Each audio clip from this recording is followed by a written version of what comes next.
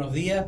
Soy el coronel Mauricio Ibarra, jefe del Departamento Segundo, Estudios e Investigación del CECIM.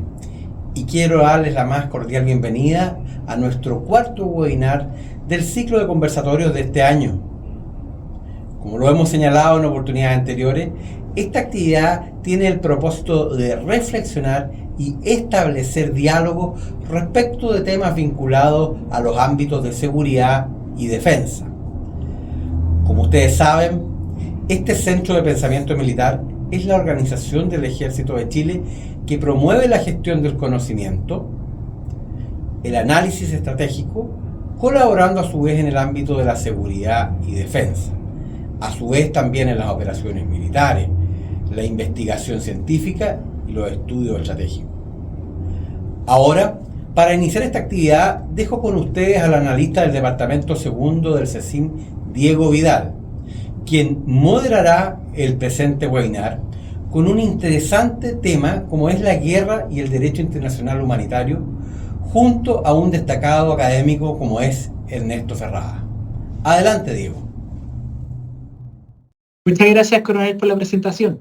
Así, tal como se mencionó, con el equipo CECIM les queremos invitar a conversar, a reflexionar sobre el fenómeno de la guerra y su relación con el derecho internacional humanitario. Para ello, enfocaremos el análisis en los principales fundamentos jurídicos que dan base a esta rama del derecho internacional, como también poner énfasis en la importancia de la regulación y limitación del conflicto armado y los desafíos que tiene en un contexto internacional cada vez más complejo. Para ello, hemos invitado al ya mencionado abogado Ernesto Ferrada, quien es abogado de la Pontificia Universidad Católica de Chile, es máster en Derechos Humanos, Justicia Penal y Derecho Internacional Humanitario del Instituto Internacional de Estudios Globales para el Desarrollo Humano, ubicado en Madrid, España. Además, nuestro expositor cuenta con diversos cursos en la temática, tanto en Italia, Perú como en Chile. En la actualidad, se desempeña como jefe de sección de procedimientos administrativos y judiciales y asesor jurídico en la Dirección General de Movilización Nacional de Chile. Asimismo, ejerce como abogado y asesor en diferentes empresas sobre asuntos civiles y comerciales. Además, cabe destacar que ha sido invitado a la Academia Guerra y a la Escuela de Suboficiales a dictar charlas sobre derechos humanos y derecho internacional humanitario, que es el tema que nos convoca hoy.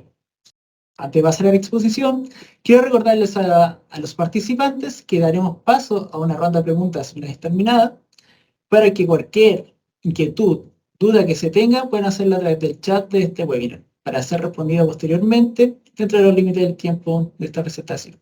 Bueno, buenos días, Ernesto. ¿El audio? Hola, ¿cómo están? Muy buenos días. Gracias, Diego, por la presentación.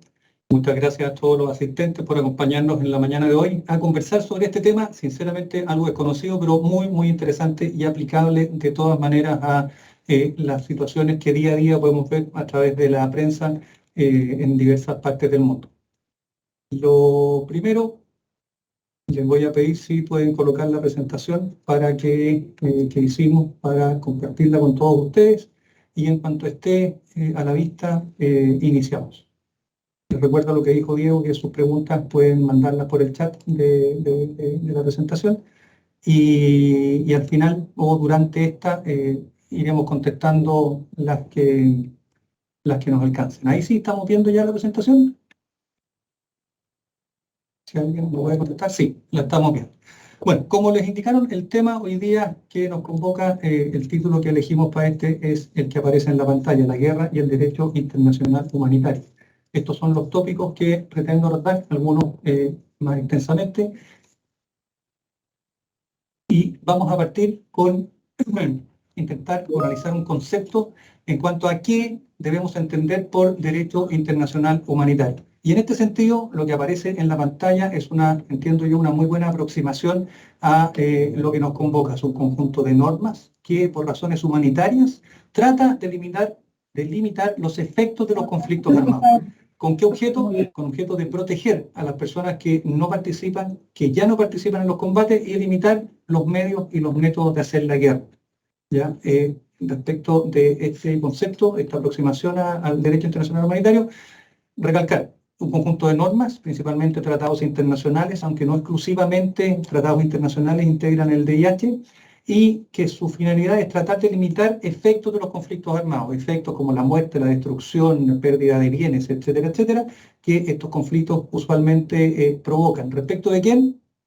De personas civiles que no participan en los combates y de los que ya no participan, combatientes que están fuera de combate, como es la terminología, y también limitar algunos medios y métodos de guerra. ¿Ya? No es lícito hoy día, internacionalmente hablando, concurrir a un conflicto armado utilizando cualquier tipo de armamento ni cualquier tipo de estrategia o medio de combatir. Un alcance, el DIH, el Derecho Internacional Humanitario, también podemos escucharlo mencionar como Derecho de la Guerra o también Derecho Internacional de los Conflictos Armados, TICA, por su sigla. Dicho esto, mostrarles lo siguiente.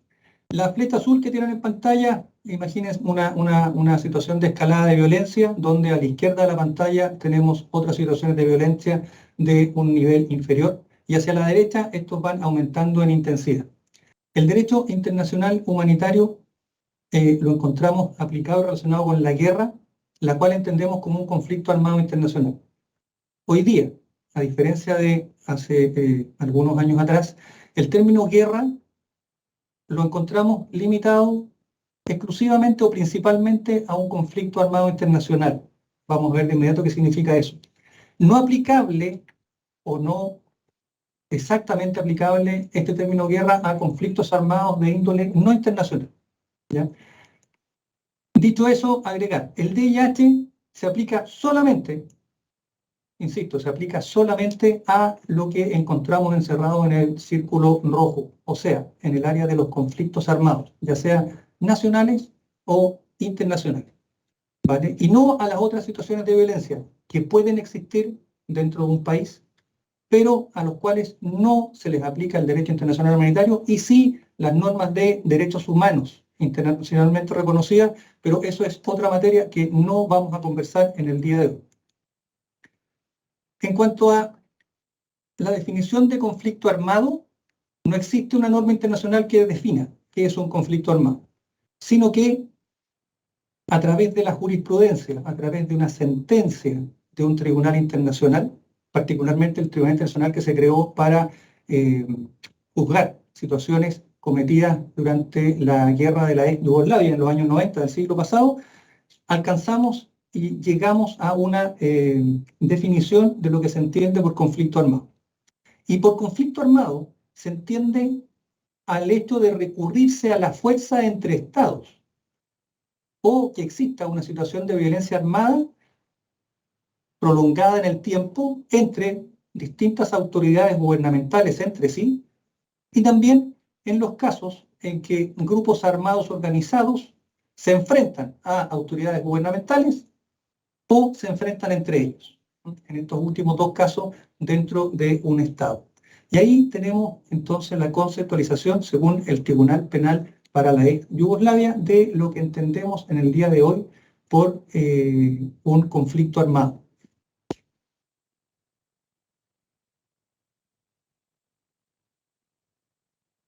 Ya, vamos a continuar. No sé si alguien, por favor, me podría, de los que están mirando, ¿no? Si me podrían decir si la pantalla, la presentación está avanzando o no, porque tengo la impresión de que no está avanzando y solamente me están escuchando. La pantalla se ve sin problemas, profesor. Ya, estupendo. Entonces tenemos algunos duendes aquí en la sala, pero no hay problema. Ya, sigamos esto. El derecho internacional humanitario es de larga data, es antiguo. En la historia de la humanidad ya históricamente el hombre se ha preocupado o ha tenido intenciones de preocuparse de que la guerra, pese a todos los horrores, a todas las cosas terribles que uno puede encontrar en ella, tenga al menos algún grado de humanidad. ¿Ya? Y en ese sentido, si recurrimos a la historia muy, muy antigua, Homero en la Ilíada ya comenta respecto de los pactos que los troyanos hacían con los griegos relacionados con los combates. A qué hora empezaban a combatir, a qué hora terminaban, cómo lo hacían para recoger los muertos. Típico en la Ilíada, o destacable en la Ilíada, la oferta que Héctor, antes de combatir con Aquiles, donde Héctor encontrará la muerte, le ofrece y le dice: aquel de los dos que muera, dejemos que las familias vengan a recogerlo. Aquiles, por supuesto, sabemos, no le hizo ninguna consideración y después de causarle la muerte lo amarra al carro y da 7 vueltas alrededor de Troya. Pero esa es otra cosa, pero se intentó. Si nos acercamos en el tiempo, podemos señalar, durante los 8 siglos que duró la invasión de los árabes en la península ibérica, los árabes llegaban con la intención de que las personas se asimilaran al Islam, y si no, eran desplazados a sus tierras o les causaban la muerte, si no se convertían. Bueno, eso no ocurría, y también como un principio de humanidad de los árabes respecto a los dimíes. Los dimíes eran las personas del libro, se entendían por ellos considerados los cristianos como los judíos, por razones de que la Biblia y la Torá forman parte también de los libros sagrados del Islam, y los árabes musulmanes en ese caso tenían bastante respeto, y de hecho sus normas expresas disponían esta protección de los dimíes. Acerquémonos en el tiempo y a nuestro continente. Hay muchas situaciones en las cuales, sin que haya estado normado, se aplicaban normas humanitarias a la guerra. Ahí hay un par de ellas: un canje de prisioneros después de la batalla de Boyacá, el año 19, del siglo XIX, canje de prisioneros importante, y suspensión de hostilidades en la Nueva Granada del año 1812. Más cerca de nuestra realidad nacional, Tratado de Paucarpata en el año 1837, donde Manuel Blanco Encalada, al mando de la fuerza en la guerra de Chile contra la Confederación Perú-Boliviana, firma este tratado con claras intenciones humanitarias, toda vez que se ve superado el número, se ve rodeado después de algunas conversaciones que se iba a realizar una justa entre un número igual de tropas por lado y lado, pero el mariscal Santa Cruz se le adelanta al ejercicio estratégicamente hablando y lo obliga a firmar el Tratado de Paucarpata. Bueno, esas son algunas normas consuetudinarias, normas no escritas que encontramos a lo largo de la historia y que intentaban regular la humanidad en los conflictos armados, en la guerra, como se llamaba. Pues bien, llegamos a mediados del siglo XIX.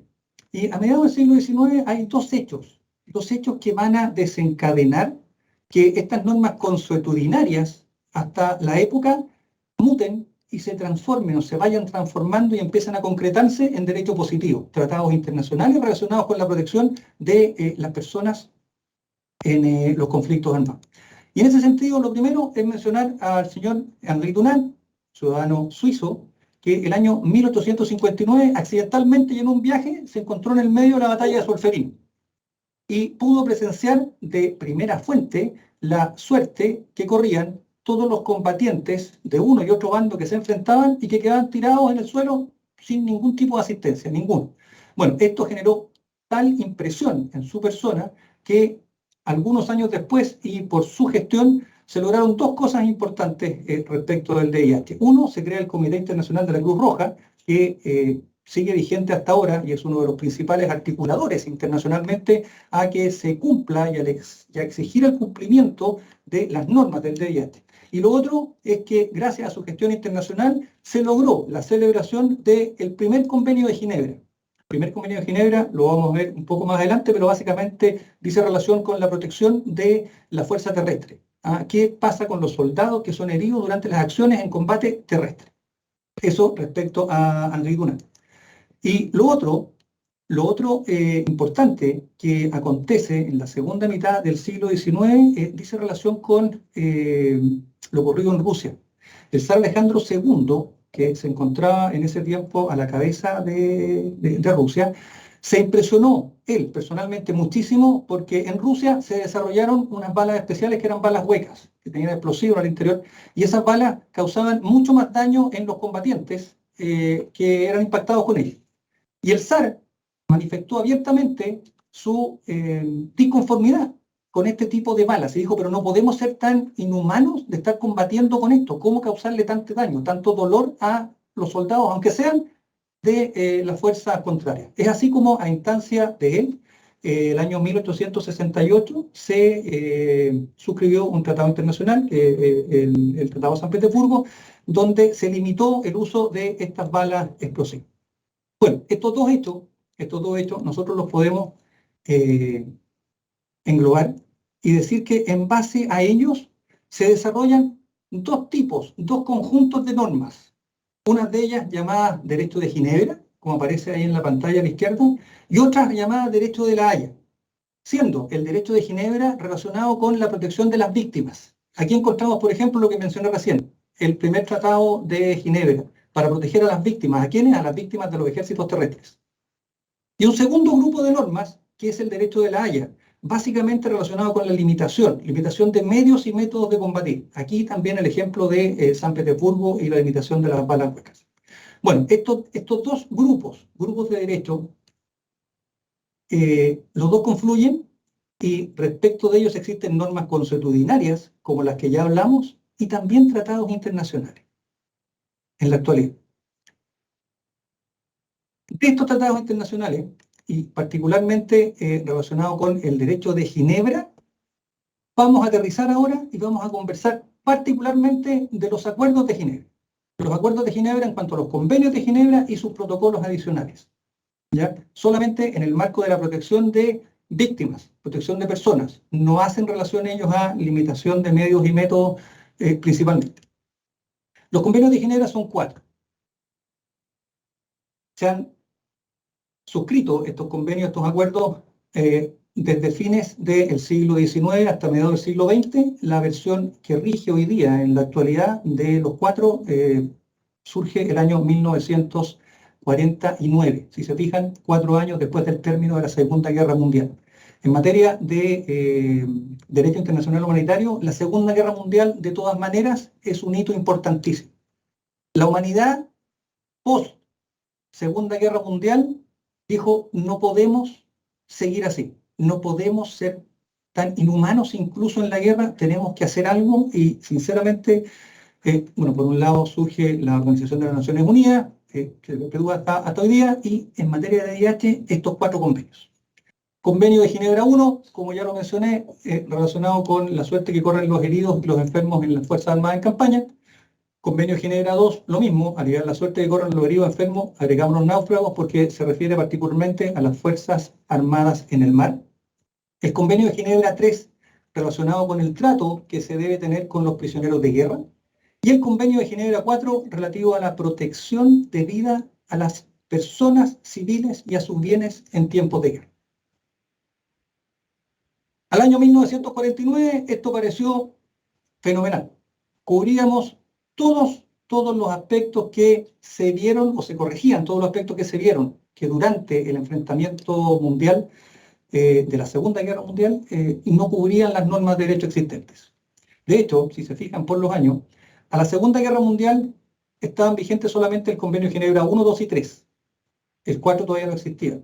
Y se vio que los civiles fueron muy afectados durante esos 5 o 6 años de guerra.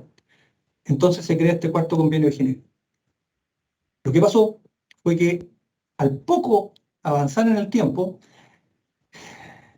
se evidenció la situación de que los conflictos armados que empezaron a surgir en el mundo, por una u otra causa, desbordaban estos 4 conflictos. Y principalmente, ¿en qué hechos los desbordaban? En que estos se pensaron principalmente para conflictos armados internacionales, pero no fueron pensados, jurídicamente hablando, para conflictos armados no internacionales. ¿Qué se pensó? ¿Qué se hizo para solucionar este tema? ¿Cómo aplicamos estos conflictos, estos tratados internacionales estructurados para conflictos armados internacionales? ¿Cómo lo aplicamos a los conflictos armados no internacionales? Bueno, la primera solución práctica, entiendo yo, fue la redacción de un artículo, el artículo 3 común, como se denomina, que es el artículo 3º de los 4 tratados. Es igual en los 4 tratados. Y esto principalmente contiene, en esencia, un par de normas con las cuales hace aplicable los convenios de Ginebra a conflictos sin carácter internacional. Esta fue la primera solución que se pensó respecto al problema que les comenté recién.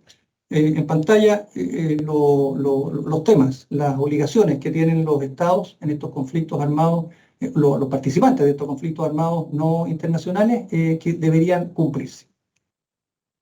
No obstante, la humanidad no se queda en este avance y posteriormente, en el año 1977, se acuerdan internacionalmente 2 protocolos adicionales a los convenios de Ginebra, el protocolo adicional 1 y el protocolo adicional 2. Y aquí sí, en estos años que pasaron entre el año 49 y el 77 del siglo pasado, el protocolo 1 particular y específicamente se dedica a establecer cuál es la protección debida de las víctimas en los conflictos armados internacionales. Y el protocolo adicional 2, lo mismo, pero respecto de los conflictos armados sin carácter internacional. Con esto se termina de completar positivamente, por escrito, a través de tratados internacionales, esta protección que entiende la humanidad requieren las personas que no participan en los conflictos armados y las personas que han dejado de participar en ellos. El año 2005, fecha reciente, siglo XXI, hay un tercer convenio de Ginebra, un tercer protocolo adicional de los convenios de Ginebra. Se los comento, es muy sencillo.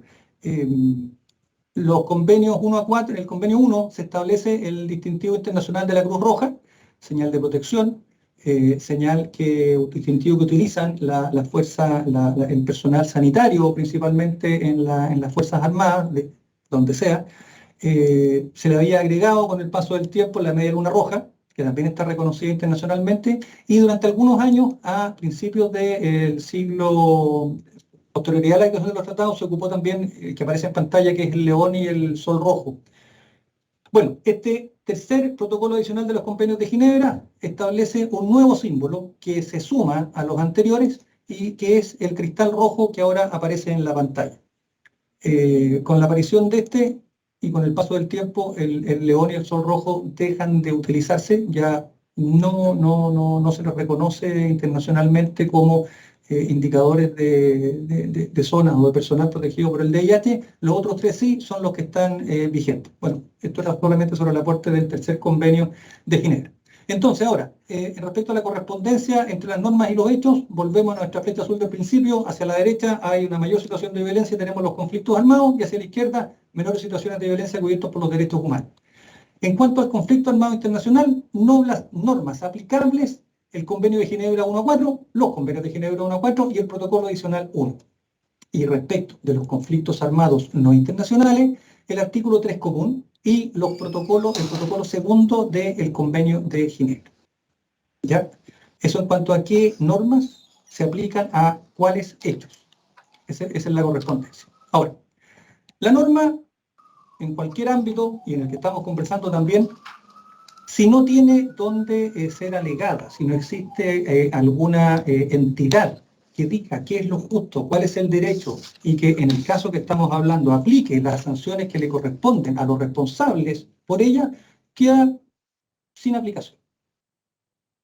El DIH, en cuanto a su aplicación, han existido y existen hasta hoy día en el tiempo distintos tribunales que se han preocupado de decir qué es lo justo en el caso concreto, y han aplicado y siguen aplicando penas a los responsables de violaciones al derecho internacional humanitario.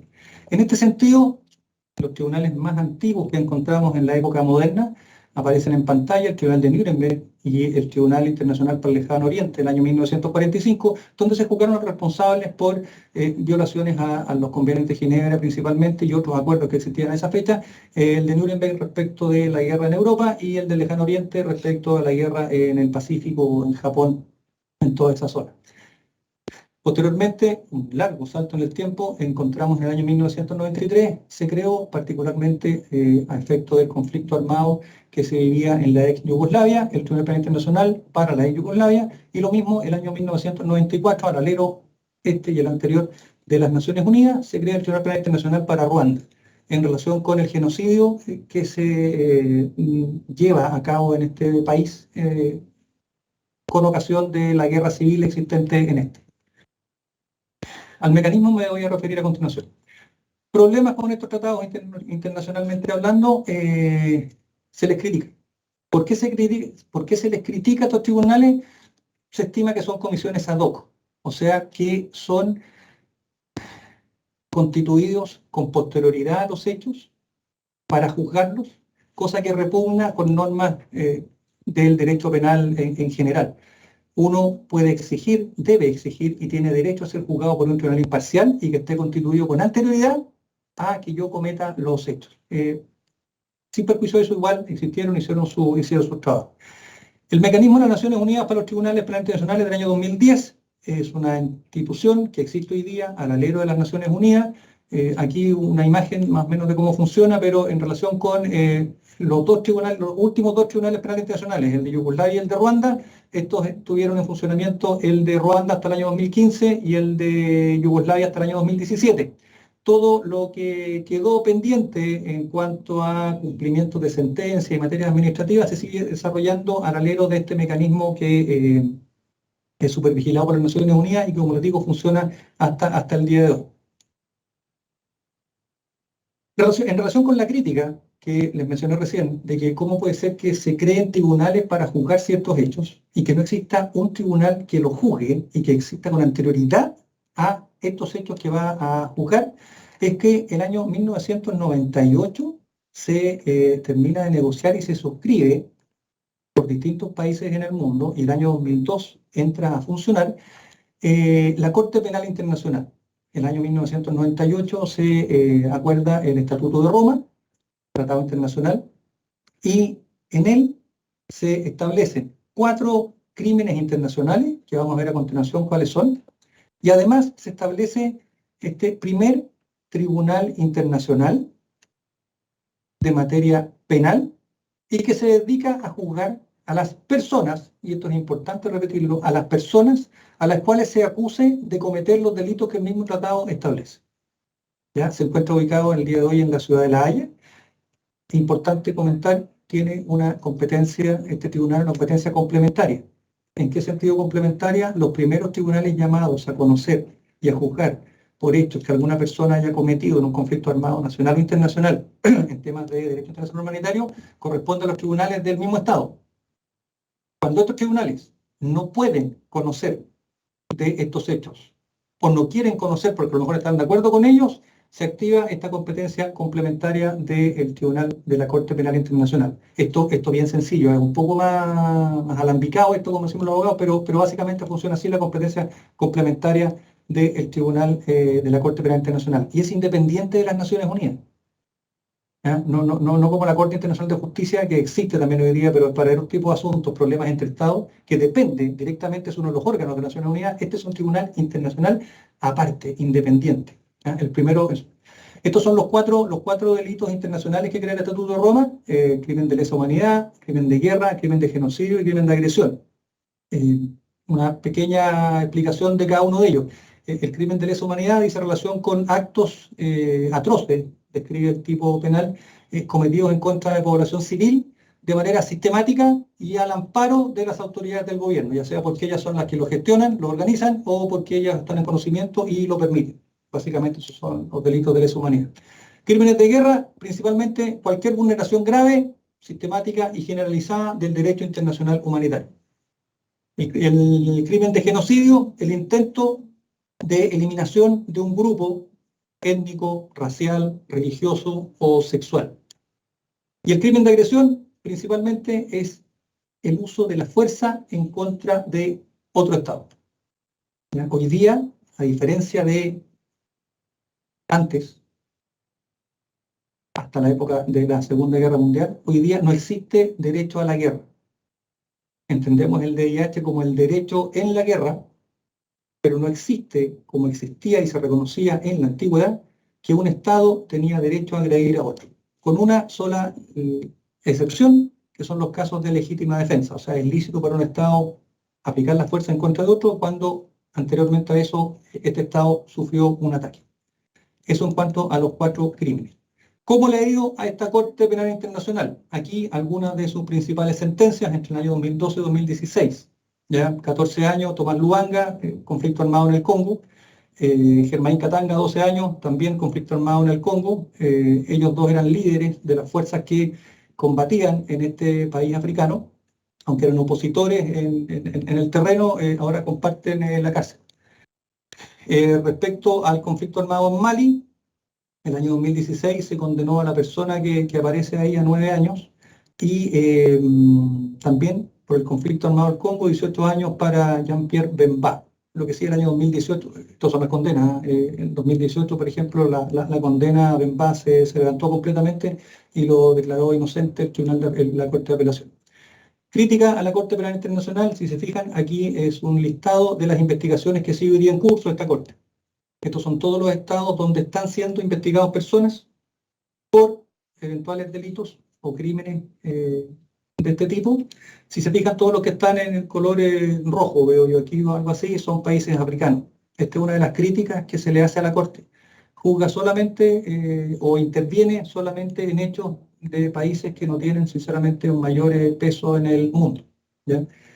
Vamos a tener que ver más adelante en relación con situaciones actuales qué tanto se inmiscuirá o no la Corte Penal Internacional, por ejemplo, en el conflicto Rusia-Ucrania. A principios de este año, en el mes de marzo, cuando empieza este conflicto Rusia-Ucrania, el fiscal de la Corte hizo una declaración por lo menos, no ha hecho nada más hasta hoy día, pero declaración de que los hechos que se estaban conociendo por la prensa y que sucedían en este conflicto armado que se estaba iniciando, eran todos de competencia de la Corte Penal Internacional y que eventualmente podía perseguir a los responsables.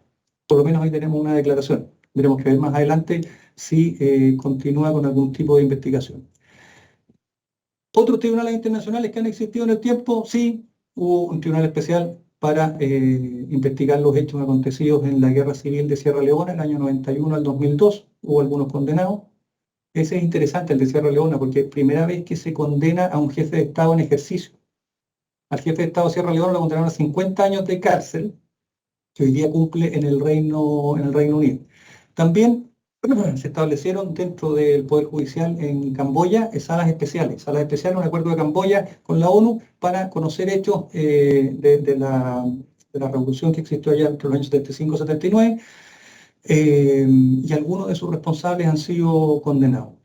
También existe hoy día un tribunal especial para el Líbano. Este tribunal creado también por gestiones del Líbano directamente con las Naciones Unidas y con el fin exclusivo de investigar la muerte de 22 personas. Uno de ellos, un ex primer ministro del Líbano, que a lo mejor algunos de ustedes se acuerdan, fue asesinado junto con estas otras 21 personas en un atentado extremista, el señor Rafik Hariri. Bueno, ahí se ha investigado y ahora el año 2020 hubo unas condenas y este mismo año, 2022, están en etapa de apelación. Pero también aquí tenemos otro ejemplo de tribunal internacional.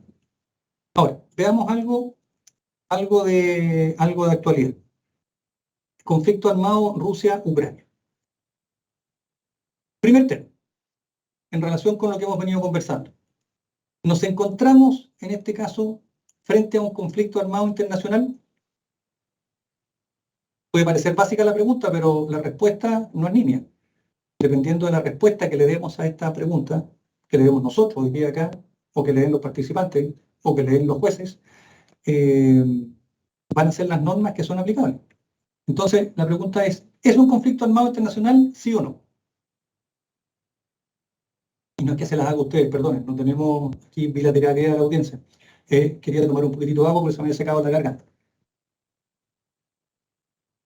Si un enfrentamiento armado es conflicto internacional o no es conflicto internacional, no requiere declaración de los estados que están en conflicto, no requiere declaración de las Naciones Unidas, no requiere declaración de otro órgano internacional ni de nadie.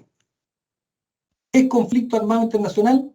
Si en él se dan algunos de los supuestos que vimos en la definición al principio que nos estableció el Tribunal Penal para la ex Yugoslavia, y no es conflicto armado internacional si los hechos no se enmarcan dentro de eso. Si recuerdan un poco la definición del inicio, existe conflicto armado internacional, según el Tribunal Penal Especial para la ex Yugoslavia, cuando hay uso de fuerza entre estados. Entiendo yo que hoy día existe un uso de fuerza entre estados. Rusia se enfrenta a Ucrania. Por lo tanto, los hechos califican como un conflicto armado internacional y entiendo yo que los participantes en este conflicto armado están sujetos y deben respetar las normas aplicables al derecho internacional humanitario a los conflictos armados. Básicamente, los 4 convenios de Ginebra y el protocolo adicional 1.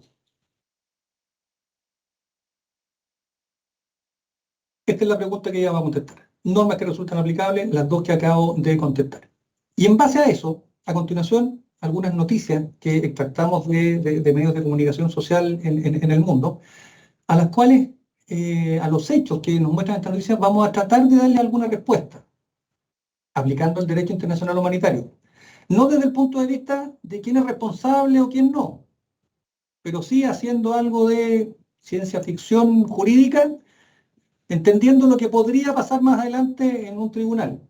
¿Qué tendrían que probar las partes o qué tendrían que desacreditar las partes para evitar ser condenados en estos eventuales procesos futuros en relación a estos hechos actuales? Una primera noticia: crímenes contra civiles en Ucrania. Un tanque ruso arrolla a un vehículo particular en Kiev. Las autoridades a cargo de estas fuerzas armadas, estas tropas que provocaron estas muertes de civiles, ¿deberían responder o no deberían responder? ¿Cómo contestamos esto? Por el tiempo que tenemos no pudimos ver en detalle las normas aplicables, particularmente los artículos, los principios de derecho internacional humanitario, salvo decir que en este caso aplicamos los 4 convenios de Ginebra y el protocolo adicional 1. Pero una respuesta en relación a esto yo la articularía diciendo, mire, crímenes contra civiles, ¿qué deberían tratar de desacreditar o qué deben demostrar los eventuales responsables? Que cumplieron con el principio de distinción. El principio de distinción en materia de derecho internacional humanitario nos dice que solamente pueden dirigirse a ataques armados en contra de objetivos militares. Por lo tanto, si este caso fuera llevado a los tribunales, demostrándose que era un objetivo militar el que fue atacado por fuerzas militares, no tendrían problema. No demostrándose eso, aquí alguien estaría obligado a responder, hasta donde entiendo yo. Otra noticia. Ucrania, el ataque ruso mata a civiles que huían. ¿Deben responder las autoridades por crímenes internacionales? Volvamos a los principios. Entiendo yo aquí sería conveniente referirnos al principio de proporcionalidad. Principio de proporcionalidad que, sinceramente, y aquí a lo mejor me alargo un poco más, cuesta tal vez entenderlo. Uno entiende la proporcionalidad en los hechos que son más cercanos. Por ejemplo, proporcionalidad en la legítima defensa. Proporcionalidad en el medio. Si me atacan con algo, respondo con lo mismo o con algo un poco superior. Bueno, ese tipo de proporcionalidad no es la que exige este principio en materia de VIH. ¿Ya? La regla general es que no se pueden realizar ataques contra civiles. Y también por regla general deben evitarse las lesiones que puedan sufrir civiles derivados de ataques militares. El denominado daño colateral. Una fuerza armada, cuando planifica sus ataques en contra de objetivos militares, debe planificar y debe ejecutarlos de manera tal que los daños colaterales no se produzcan. Y si eventualmente pudieran producirse, ahí aplica el principio de proporcionalidad. ¿En qué sentido? A que debe aparecer proporcionada la relación entre la ventaja militar prevista, planificada respecto de ese ataque militar, ¿proporcionado con qué? Con el eventual daño colateral que pudiera producirse. Un ejemplo, tal vez algo sencillo, pero ejemplo al fin y al cabo. Si la unidad militar que va a atacar descubre, por información de inteligencia, que en cierto edificio dentro de la ciudad está reunido el cuartel general del adversario, cuartel general, su comandante en jefe, su estado mayor, los oficiales de mayor graduación, el poder político, todo reunido ahí, puede planificar un ataque que significaría que la guerra lo más probable es que termine de inmediato o en corto tiempo. Nos quedamos sin mando en el ejército adversario. Estupendo. Problema. En la esquina hay un colegio, o una iglesia, o un hospital.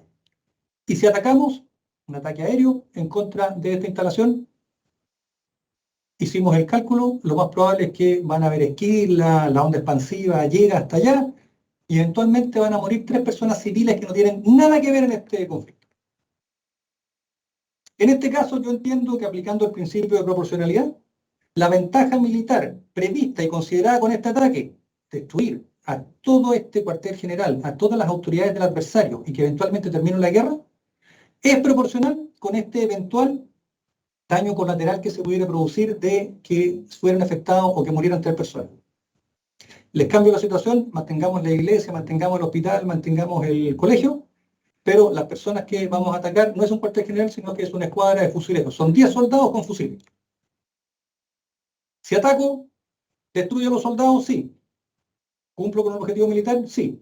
Pero existe relación entre ese objetivo militar de dar de baja a una escuadra de fusileros, que no tiene mayor relevancia, con las eventuales víctimas civiles. Entiendo yo que no hay proporcionalidad. A eso se refiere la proporcionalidad en materia del derecho internacional humanitario, y espero que lo hayan entendido, porque sinceramente esto provoca muchas complicaciones en la interpretación de los hechos. Pasemos a otra noticia. Al menos 21 periodistas han muerto en la guerra de Ucrania. ¿Deben responder sus autoridades? Lamentablemente sigo contestando como abogado. Depende. Depende.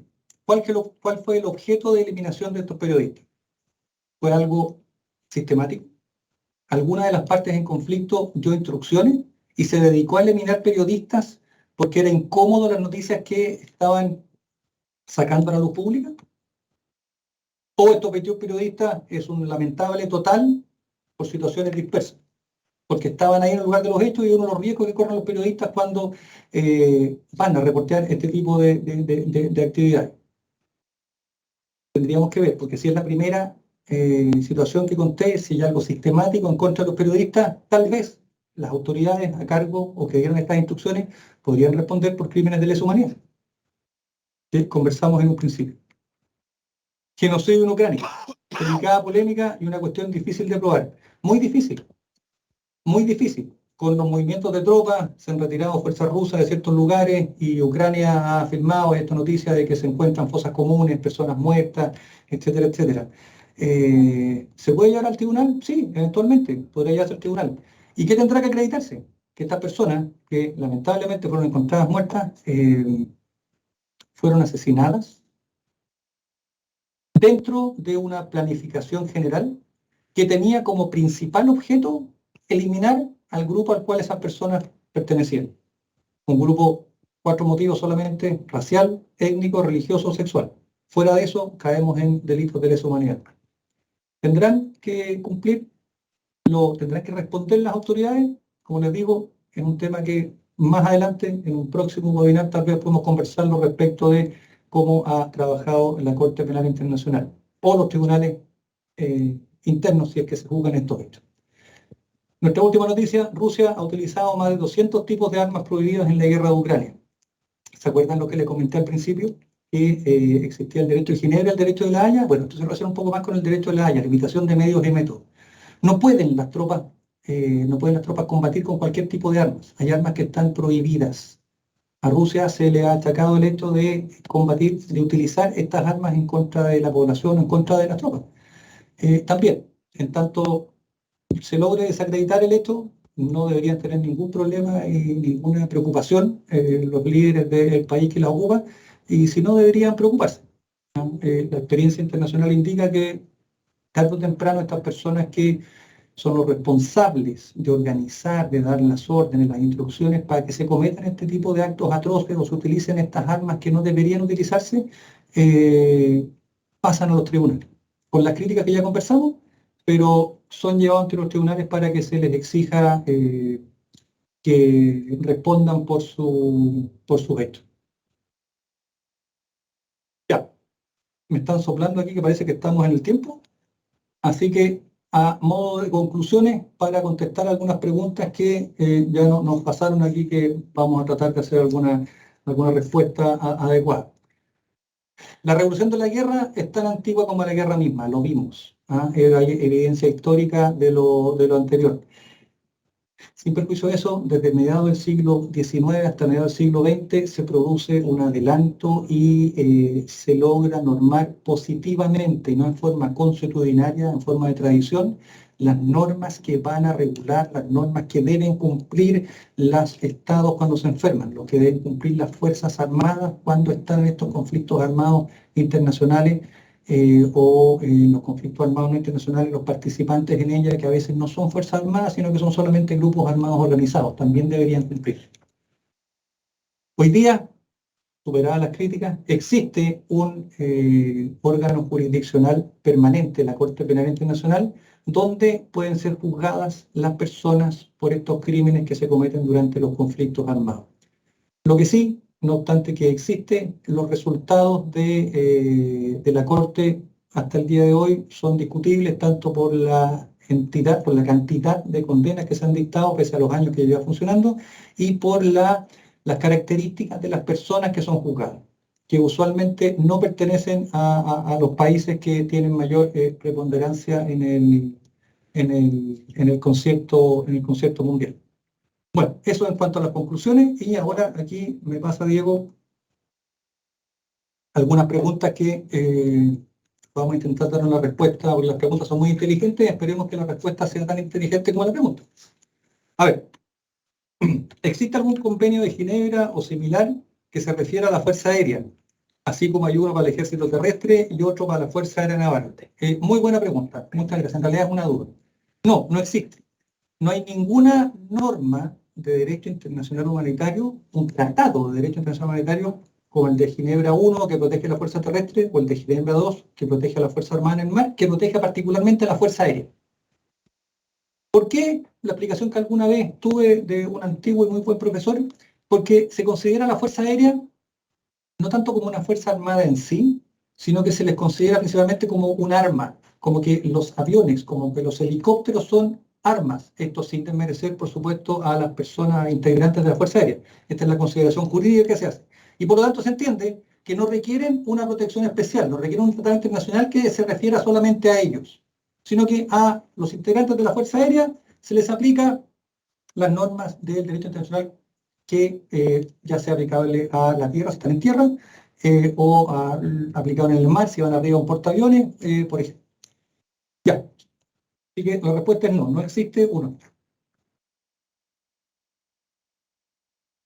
En caso de conflictos armados no internacionales, de aplicar el artículo 3 común de los convenios de Ginebra, los responsables de delitos se benefician del convenio de Ginebra 3 y tienen la calidad de prisioneros de guerra en caso de ser capturados. Ya, entiendo yo que alguna persona que entiende de derecho internacional humanitario o que es abogado o alguna cosa mandó esta pregunta porque en realidad requiere alguna explicación mayor, porque es muy fino lo que se está preguntando aquí. Básicamente, ¿qué pasa? En los conflictos armados no internacionales, vimos que se aplicaban las normas de derecho de Ginebra, dentro de ellas el derecho 3 común.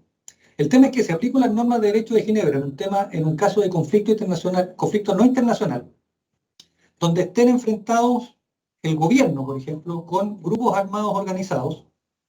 Si yo entiendo que se aplican las normas de derecho internacional humanitario a los integrantes de los grupos armados organizados que están fuera de la ley, que cometieran actos que pueden ser considerados delitos, matar personas, respecto de personas, de grupos, de estos civiles que están en el grupo organizado, tendría que aplicarles el convenio 3 de Ginebra, que refiere protección a los prisioneros de guerra, si los capturo. Por lo tanto, estas personas de los grupos armados, no sé si me siguen, no podría juzgarlos como delincuentes, sino que tendría que capturarlos como prisioneros de guerra y terminadas las hostilidades, según el convenio de Ginebra 3 de los prisioneros de guerra, devolverlos a su estado. Bueno, esto no es así.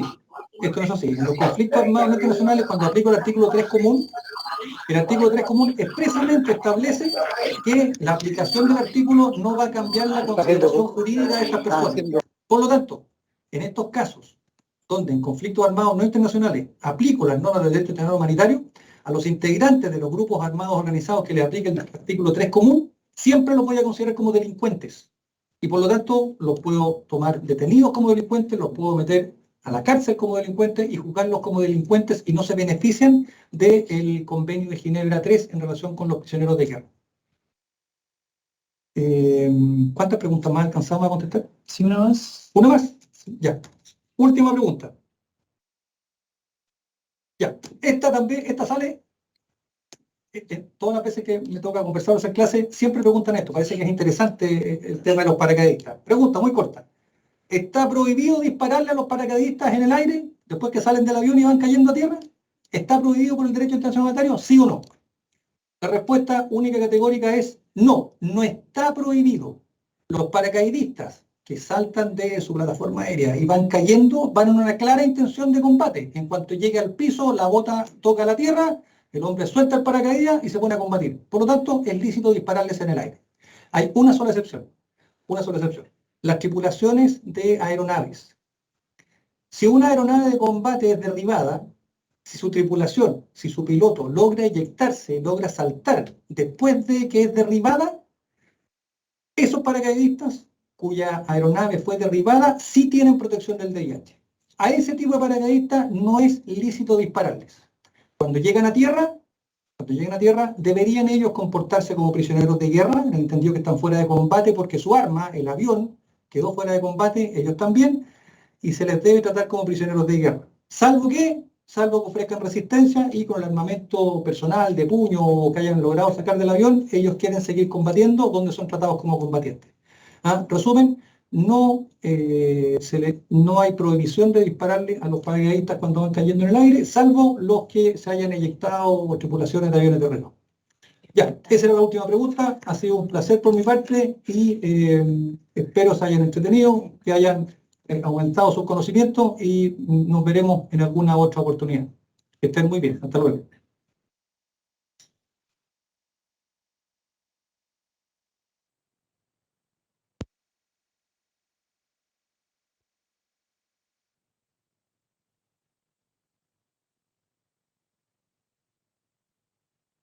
Muchas gracias, Ernesto, por su presentación y también por la respuesta en la ronda de preguntas, que fueron bastante satisfactorias, profundas y bastante reflexivas. Bueno, quisiera cerrar esta sección destacando la importancia del derecho internacional humanitario, especialmente en un contexto en que la complejidad del carácter híbrido del conflicto armado, como también el avance tecnológico de los sistemas de armas, sumándole el mayor poder de destrucción de esta, están implicando cada vez mayor riesgo para la población civil, tanto en urbes como en otros lugares, más allá del clásico campo de batalla, teniendo cada vez mayores consecuencias humanitarias. Por ello, es fundamental recordar que el derecho internacional humanitario nace para combatir la deshumanización de la guerra y poner límites a los efectos de esta, entendiendo que los acuerdos institucionalizados han sido fundamentales y elementales para la convivencia entre estados en un sistema internacional en que el conflicto y la guerra ha sido una constante histórica en distintas intensidades, pero ahora sí. Así, finalmente, en nombre del Centro de Estudios e Investigaciones Militares del Ejército de Chile, quiero agradecerles a todos por su asistencia y también recordarles que CECIM desarrolla distintos productos académicos, como los estudios estratégicos, la revista de estudios de escenarios actuales, y también productos audiovisuales como las cápsulas de 5 minutos. Por eso hoy les dejamos invitados a visitar nuestro sitio web www.cecim.cl y seguirnos en nuestras redes sociales como Twitter, Instagram, LinkedIn, YouTube a través del nombre CECIM Chile. Sin más que agregar, despidiéndonos de Ernesto, muchas gracias. Hasta la próxima.